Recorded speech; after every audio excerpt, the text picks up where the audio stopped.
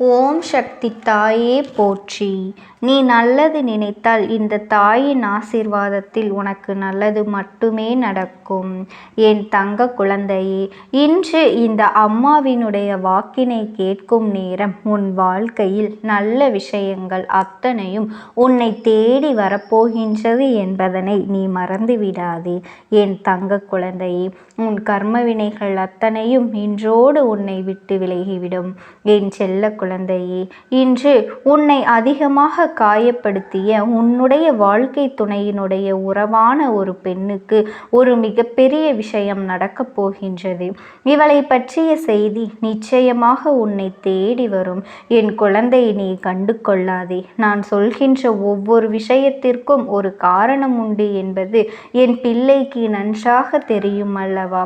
இந்த அம்மா காரணம் இல்லாமல் எந்த ஒரு செய்தியையும் உன்னிடத்தில் சொல்லிவிட மாட்டேன் அல்லவா?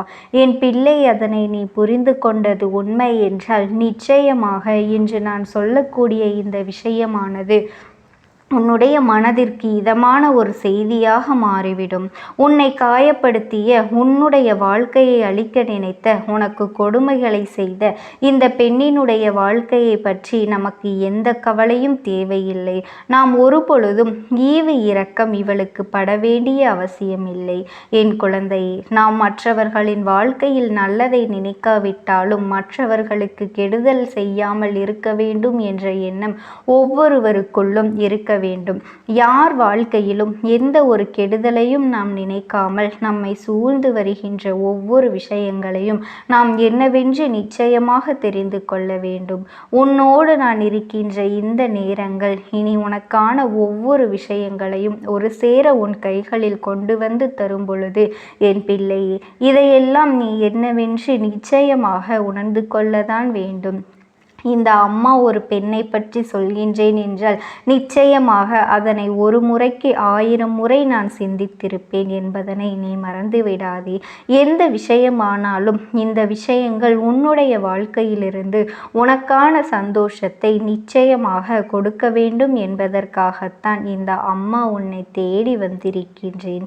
என் குழந்தையே, நீ வாழ்க்கையில் ஏதோ 1000 கனவுகளோடு நிச்சயமாக நீ நல்ல வாழ்க்கையை வாழ்வதற்காக வந்திருக்கின்றாய். ஆனால் இங்கு வந்த உன்னுடைய கனவை எல்லாம் நொறுக்கி அடித்தவள் இந்த பெண். நீ எப்படியெல்லாம் வாழ வேண்டும் என்று ஆசைப்பட்டாயோ அதற்கெல்லாம் உன் வாழ்க்கை எதிர்மறையாக மாறியதற்கு காரணம் இந்த பெண். இவளினுடைய நடவடிக்கைகள் உன்னுடைய ஒட்டுமொத்த கனவையும் சிதைத்தது. நீ இப்படித்தான் வாழ வேண்டும் என்று நினைக்கும் பொழுது நீ என்ன நினைத்தாலும் உன்னை நான் வாழவிட மாட்டேன் என்பது போல உன்னுடைய ஒட்டுமொத்த வாழ்க்கைக்கும் முற்றுப்புள்ளி வைக்க துணிந்தவள் இந்த பெண். ஆரம்பத்திலேயே இந்த வாழ்க்கை முடிந்திருக்க வேண்டியது. ஆனால் உன்னுடைய பொறுமையினாலும் உன்னுடைய சகிப்புத்தன்மையினாலும் இந்த வாழ்க்கை இத்தனை தூரம் இழுத்து வந்திருப்பதே மிகப்பெரிய விஷயம் என்று சில நேரங்களில் நீ தனியாக யோசிக்கும் பொழுது உனக்கு அந்த எண்ணங்கள் தோன்றுகின்றது. இந்த வாழ்க்கையை நாம் எப்படி இவ்வளவு நாள் இழுத்து கொண்டு வந்தோம் என்று உனக்கே மனதிற்குள் பல எண்ணங்கள் தோன்றுகின்றது அல்லவா? ஏனென்றால் இந்த பெண் ஒருத்தியினால் மட்டுமே நீ சந்தித்த கொடுமைகள் ஏராளம். இவள் ஒருத்தி மட்டும் நின்று உனக்கு கொடுத்த துன்பங்கள் ஏராளம். நிம்மதியாக ஒரு வாய் சாப்பாடு கூட சாப்பிட முடியாமல் இவள் செய்த வேலைகள் எல்லாம் இன்னும் என் பிள்ளையின் மனதில் நீங்காத ரணமாக இருந்து கொண்டிருக்கின்றது. எப்பொழுதுமே நாம் எப்படி இருந்தோம், நாம் எப்படியெல்லாம் வாழ்க்கையை வாழ நினைத்தோம். இப்படி ஒரு விஷயம் நமக்கு வந்ததனால்தானே நாம் திருமணம் என்ற பந்தத்திற்குள் இணைந்ததனால்தானே நம் வாழ்க்கையில் இப்படியெல்லாம் மற்றவர்களின் கேள்விகளுக்கு பதில் சொல்லவும் மற்றவர்கள் எதற்கெடுத்தாலும் அனுமதி கேட்கவும் நம் வாழ்க்கை மாறிவிட்டது என்று என் குழந்தை நீ வருத்தப்பட்டு நிற்கின்றாய். ஆனால் இதுவெல்லாம் இப்பொழுது உனக்கு பழகிவிட்டது. ஏனென்றால் காலம் முழுவதும் இதுவேதான் வேலையாக இந்த பெண் செய்து கொண்டிருக்கின்றாள் எனும் பொழுது அதையே நினைத்து கொண்டிருக்காமல் எப்படியாவது இதையெல்லாம் நாம் எதிர்த்து விட வேண்டும் என்ற எண்ணம் உனக்குள் இருந்தாலும் அதை செயல்படுத்துவதில் உனக்கு காலதாமதம் ஆகிக் கொண்டேதான் இருந்தது. ஏனென்றால் நம்முடைய துணையின் உறவு அல்லவா? அப்படி இருக்கும் பொழுது நாம் எதை செய்தாலும் அது இவர்களையும் சேர்த்து நினைத்தல்லவா பாதிக்கும். நீ எப்படி என்னுடைய உறவுக்கு இது போன்ற ஒரு காரியத்தை செய்தாய்? அவர்கள் என்னதான் செய்தாலும் அதை நீ என்னிடத்தில் அல்லவா சொல்லி இருக்க வேண்டும். அதை விடுத்து நீயாக எப்படி ஒரு முடிவை எடுத்தாய் என்பது போல வார்த்தைகளைத்தான் இவர்கள் உன்னை மிகுதியாக செய்து காயப்படுத்த துணிந்து விட்டார்கள். என் தங்க குழந்தையே, எந்த ஒரு விஷயத்திலும் எந்த ஒரு முடிவையும் நீ எடுக்க முடியாமல் திணறிக் கொண்டிருந்தாய் அல்லவா? நீ திணறிக் கொண்டிருந்த நேரத்தில்தான் உன்னுடைய துணை உனக்கு ஏதோ ஒரு வகையில் உதவியாக இருந்தது. உன்னுடைய நிலை கண்டு அது உனக்கு உதவிகளையும் செய்ய தொடங்கியது. உன் வாழ்க்கை துணையின் உறவான இந்த பெண்ணின் நடவடிக்கைகள் சரியில்லை, இவர்கள் நம் துணையோடு சேர்ந்து நடந்து கொள்கின்ற விதம் சரியில்லை என்பதனை நீ புரிந்து கொள்ள தொடங்கினாய். உன்னை நிம்மதியாக வாழவிடக்கூடாது, உனக்கு எப்பொழுதும் சந்தோஷம் இருக்கக்கூடாது என்பதுதான் அந்த பெண்ணின் முழுமையான எண்ணமாக இருந்தது.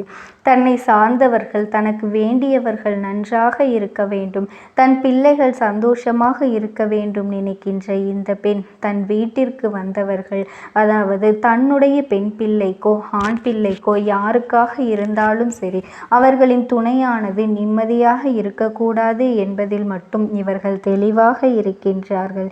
இது போன்ற விஷயங்கள் எல்லாம் உன் வாழ்க்கையில் தொடர்ச்சியாக நடக்கும் பொழுது ஒரு நாள் என் பிள்ளை பொறுத்தது போதும், பொங்கி எழு என்று பொங்கி எழுந்து விட்டாய். வார்த்தைகளை உதிர்க்கத் தொடங்கினாய். அப்படியானால் அந்த இடத்தில் உனக்கு என்ன நடந்தது என்று நினைவிருக்கின்றதா என் குழந்தையே?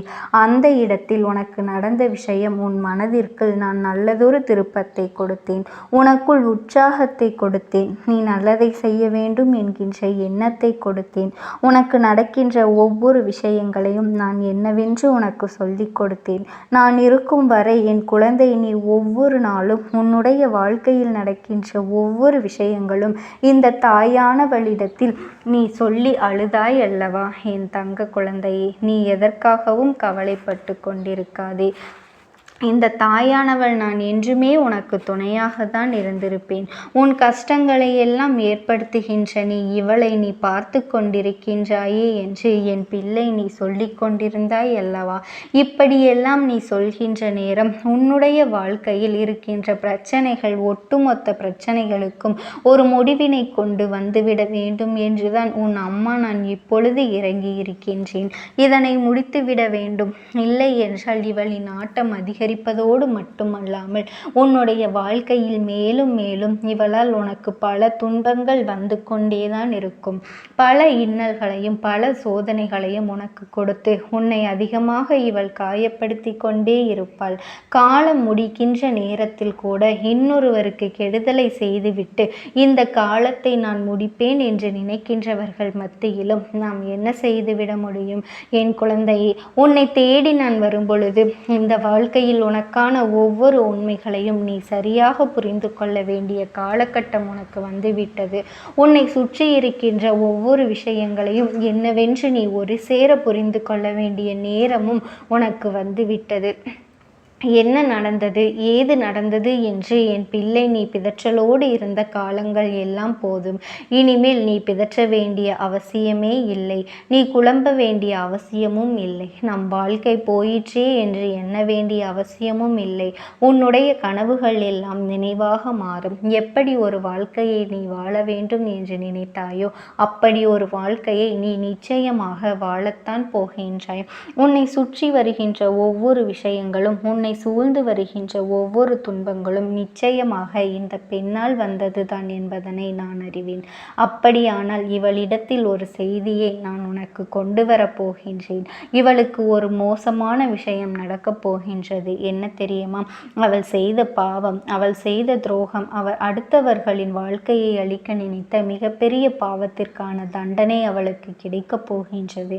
அவளுக்கு தீராத நோயொன்று வரப்போகின்றது. இந்த நோயினால் காலம் முழுவதும் அல்லல் பட போகின்றாள். இந்த நேரம் முதலாக இந்த செய்தி உன்னை தேடி வரும். ஐயோ, பார்க்கவில்லையா, அவர்கள் உடல்நலம் சரியில்லாமல் இருக்கின்றார்கள், உன்னை விட்டால் அவர்களுக்கு வேறு யார் இருக்கின்றார்கள் என்பது இது போன்றெல்லாம் உன் மனதை கலைக்க பல முயற்சிகள் நடக்கும். என் பிள்ளையானால் நீ என்ன செய்வாய் தெரியுமா?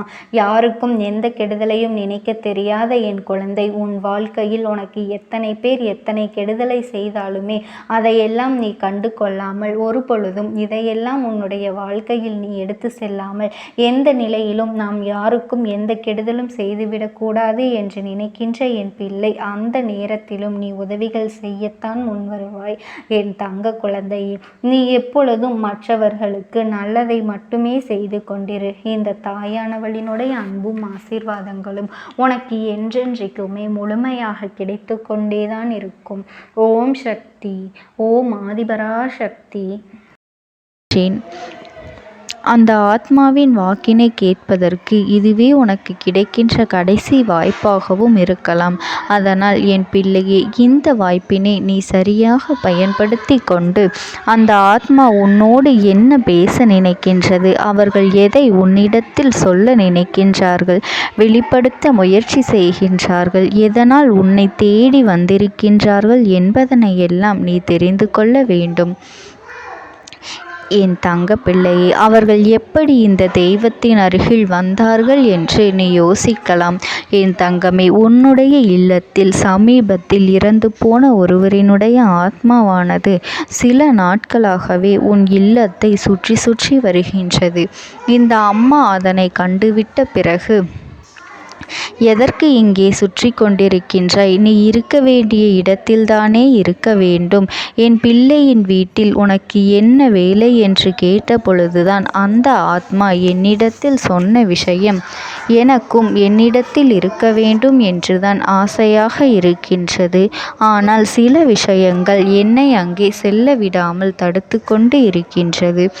எனக்கு என்னுடைய குடும்பத்தில் இருக்கின்றவர்களிடம் பேசியாக வேண்டும். என் மனதில் தோன்றுகின்ற சில விஷயங்களை அவர்களிடத்தில் சொல்லிவிட்டால் நான் மனநிறைவோடு இங்கிருந்து சென்று விடுவேன். சில விஷயங்களை நான் அவர்களோடு பகிர்ந்து கொள்ளாமல் விட்டுவிட்டேன். அதற்கு சரியான நேரம் இப்பொழுது வந்திருக்கின்றது. இப்பொழுதும் சொல்லாமல் நான் சென்று விட்டால் இனி காலம் முழுவதும் என்னால் அவர்களிடத்தில் சொல்லிவிட முடியாது. இதற்கு நீங்கள்தான் துணையாக நிற்க வேண்டும் அம்மா என்று என்னிடத்தில் வாய்ப்பினை ஏற்படுத்தி கொடுக்க வேண்டும் என்று கேட்டது.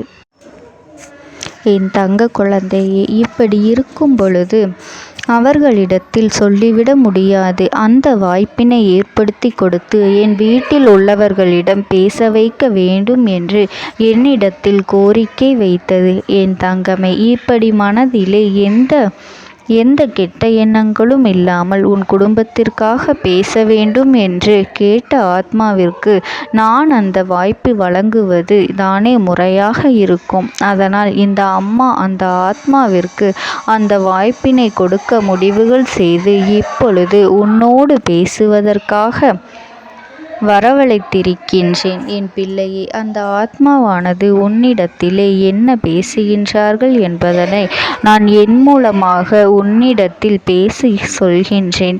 இந்த அம்மாவிடத்திலிருந்து தான் அவர்கள் மனதில் பேச நினைப்பதை எல்லாம் பேச முடியும். என் தங்கமே, நேரடியாக ஒரு ஆத்மாவின் குரலை உன்னால் அத்தனை சுலபமாகவெல்லாம் கேட்டுவிட முடியாது. இந்த அம்மா அதற்காகத்தான் இன்று இந்த உதவியை செய்கின்றேன். என் குடும்பத்தில் இருக்கின்றவர்களிடம் பேச வந்திருக்கின்றேன். உங்கள் எல்லோரையும் நான் இனி காணவே முடியாது என்பதனை நான் உணர்ந்து கொண்டேன். என் வாழ்க்கையில் நிறைவாக இருந்து என்னால் உங்களுக்கு கஷ்டங்கள் வந்தாலும் உங்களால் எனக்கு எந்த கஷ்டங்களும் இதுநாள் வரையிலும் வந்தது கிடையாது. நான் நினைத்தது போல இந்த வாழ்க்கையை அத்தனை சந்தோஷமாக வாழ்ந்து கொண்டுதான் இருந்தேன். என் குடும்பத்தில் இருக்கின்றவர்களிடம் பேச வந்திருக்கின்றேன். உங்கள் எல்லோரையும் இனி நான் காணவே முடியாது என்பதனை நான் உணர்ந்து கொண்டேன். உங்களோடு இருந்த இந்த காலகட்டம் குறைவாக இருந்தாலும் எனக்கு கிடைத்த சந்தோஷங்களும் மகிழ்ச்சியும் ஏராளமாக இருந்தது. அதனால் எனக்கு எந்த ஒரு கவலையும் இதுவரையில் இருந்ததே கிடையாது. நான் நினைத்தது போல இந்த வாழ்க்கையை நான் சந்தோஷமாகத்தான் வாழ்ந்து கொண்டு இருந்தேன். ஆனால் இவ்வளவு காலம் எனக்கு சீக்கிரமாக என்னுடைய ஆயுள் முடிந்துவிடும் என்று எனக்கு முன்பே தெரியாது. அது தெரிந்திருந்தால் நிச்சயமாக என் மனதில் இருக்கின்ற அத்தனை விஷயங்களையும் நான் உங்களிடத்தில் சொல்லியிருப்பேன். ஆனால் எல்லோரும் நினைப்பது போலத்தானே நானும் நினைத்திருந்தேன். எனக்கும் இந்த உலகத்தை விட்டு செல்ல வேண்டும் என்ற ஆசை கிடையாது. மற்றவர்கள் சொல்வது போல எதற்காக பிறந்தோம், நாம் ஏன் பிறந்தோம் என்று ஒரு நாளும் நான் நினைத்தது கிடையாது. வாழ வேண்டும் என்றுதான் ஆசைப்பட்டேன். என்னுடைய ஆசைகள் எல்லாம் நிராசையாகும்படி இந்த உலகத்தில் விட்டு செல்ல வேண்டிய காலகட்டம் கட்டாயம் வந்துவிட்டது. என்னுடைய கடமை இங்கே சரியாக முடிவதற்கு வந்துவிட்டது. இன்று நான் உங்களோடு பேச வந்ததற்கு முக்கியமான காரணம், சில விஷயங்களை எல்லாம் உங்களோடு சொல்லாமல் விட்டுவிட்டேன். எப்படி நடக்கும் என்று தெரியாமல் நான் சில விஷயங்களை செய்தும் முடித்துவிட்டேன். அதற்காக உங்களிடத்தில் நான் மன்னிப்பு கேட்டுக்கொள்கின்றேன். இதை உங்களிடத்தில் பகிர்ந்து கொள்ள வேண்டும் என்றுதான் இன்று நான் வந்திருக்கின்றேன். உங்களை நான் மனதார வணங்குகின்றேன். இந்த வாய்ப்பினை நான் சரியாக பயன்படுத்தி கொள்ள விரும்புகின்றேன். அதனால்தான் என் மனதில் இருக்கின்ற விஷயங்கள் எல்லாம் நான் சொல்லிவிடுகின்றேன். சிறிது நேரம் அமைதியாக அமர்ந்து என்னுடைய வார்த்தைகளை கேட்டாலே போதும். என்னுடைய அன்பினை புரிந்து கொண்டு அதுவே எனக்கு போதும். நான் நிச்சயமாக இங்கிருந்து நல்லபடியாக சென்று விடுவேன். இன்று உங்களோடு பேச வந்ததற்கு ஒரு முக்கியமான காரணம், நான் சில விஷயங்களை சொல்லாமல் விட்டுவிட்டேன். இப்படி நடக்கும் என்று எனக்கு ஒரு நாளும் தெரியாமல் சில விஷயங்களை செய்துவிட்டேன். அதை உங்களிடத்தில் பகிர்ந்து கொள்ளத்தான் வந்திருக்கின்றேன். என் மனதில் நினைக்கின்ற விஷயம் என்ன தெரியுமா? நான் உங்களை நன்றாக பார்த்து கொள்ள வேண்டும். உங்களின் ஆசைகளை எல்லாம் நிறைவேற்றி கொடுக்க வேண்டும். உங்கள் வாழ்க்கையில் நடத்தி கொடுக்க முடியாமல் போனாலும் இனிமேல் அதையெல்லாம் நடத்தி கொடுக்க வேண்டும் என்று ஆசைப்பட்டு என்னால் ஆன முயற்சிகளை எல்லாமே செய்து கொண்டிருந்தேன். ஆனால் முழுமையான பலன்களை கொடுப்பதற்கு முன்பாகவே இது போன்று நடந்துவிட்டது. அதனால் நான் ஏதேனும் குற்றம் குறைகள் செய்திருந்தாலும், ஏதேனும் உங்களுக்கு மனதிற்குள் கஷ்டத்தை தந்திருந்தாலும் என்னை மன்னித்து விடுங்கள். நான் எப்பொழுதும் உங்கள் மீது உண்மையான அன்பினைத்தான் வைத்து கொண்டிருக்கின்றேன். நான் ஒரு நாளும் மனதில் ஒன்றும் வெளியில் ஒன்றுமாக ஒரு நாளும் நான் நடந்து கொண்டது இல்லை. அதனால் என்னவோ என்னுடைய குணங்கள் சிலருக்கு இங்கே பிடிப்பதே இல்லை. எதுவாக இருந்தாலும் என்னோடு இருக்கின்ற என் குடும்பத்திற்கு தெரியும் அல்லவா நான் யார், என்னுடைய அன்பு எப்படிப்பட்டது என்று. அதனால் என்னுடைய அன்பினை முழுமையாக உணர்ந்து கொள்ள வேண்டும் என்று அதனை இங்கிருந்து ஏற்றுக்கொள்ளவே முடியாத ஒரு விஷயமாகத்தான் இருந்தது. நானும் அங்கும் அங்கும் ஓடி ஓடி மீண்டும் என்னுடைய உயிரை மீட்டெடுத்து விடலாம் என்றுதான் முயற்சி செய்தேன். ஆனால் அப்பொழுது என்னால் அதையெல்லாம் செய்ய முடியவில்லை. உயிரற்ற உடலாக இங்கே நின்று கொண்டிருக்கின்றேன். நாட்கள் செல்ல செல்ல இதை எனக்கு ஏற்றுக்கொள்ள பழகிவிட்டது. இனிமேல் இதுதான் என்னுடைய உலகம்.